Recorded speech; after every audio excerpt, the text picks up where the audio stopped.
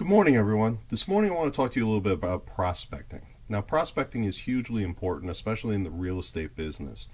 We always have to be prospecting. We should really be spending 80% of our time or more on prospecting. Now, I know that sounds a little silly, especially to people who are in the business. You're thinking, well, if I'm not out showing and I'm not writing contracts, how am I making money? The reality is, you need to continuously be filling your pipeline with fresh people. And in order to do that, you need to be prospecting. Now, when I talk about prospecting, people cringe. They think, oh my God, I have to be out knocking on doors.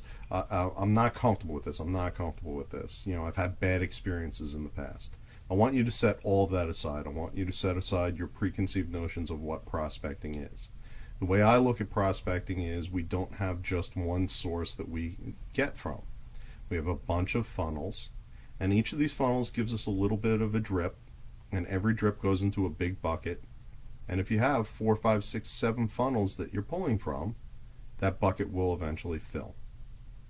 So the first and easiest place you can prospect is your sphere of influence. Now, most people know that, they instinctually know that, but are you really working your sphere of influence? I don't mean just sending out an email once a month. I mean actually getting on the phone and calling them, getting in front of people, shaking hands, and talking to them. And when you do talk to them, what do you talk to them about? Now, I don't want you talking all business. They know you're in real estate because you're sending them drip campaigns.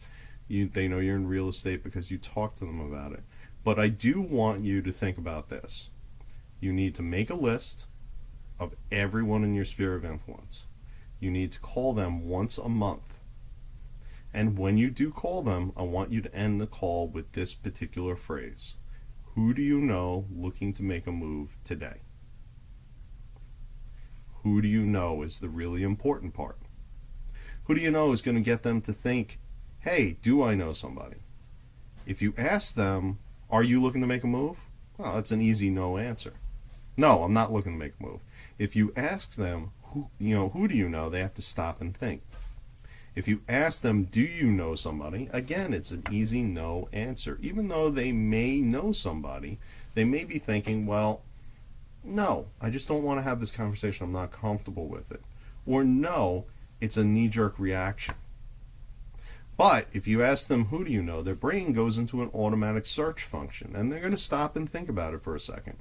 Who do you know? No. Well, that's not an answer. So I want you to think about that. They're the easiest people to talk to. They're people you already have a relationship with.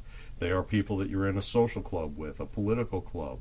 There are people that you're in a community service club with. There are people that you're in a house of worship with. There are people that are friends and family. There are people that you've done business with in the past. And too many of us let those relationships shrivel up and die. Those are easy relationships to foster.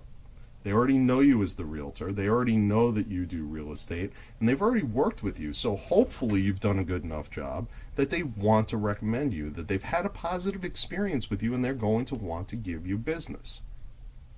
Remember, every person you speak to, who do you know? All right, guys. That's all for now. We'll cover some of the other areas that we can be prospecting in. We'll cover some of the networking, door knocking, FSBOs, and other videos, but I just wanted to reach out and say hi and get you thinking about that sphere of influence in a little bit of a different way. Remember, make a list of everybody you know, make a list of how you know them, phone numbers, email address, and take that list and make sure that you're contacting them every 30 to 45 days. Every 30 is ideal. They'll stay in sight, they'll remember you. Now, in addition to that, you want to be sending them drip campaigns. You want to keep them on your mailers. But the real important one is to keep in front of them, call them, talk to them, actively solicit them. Go out and get them. Make today a wonderful day.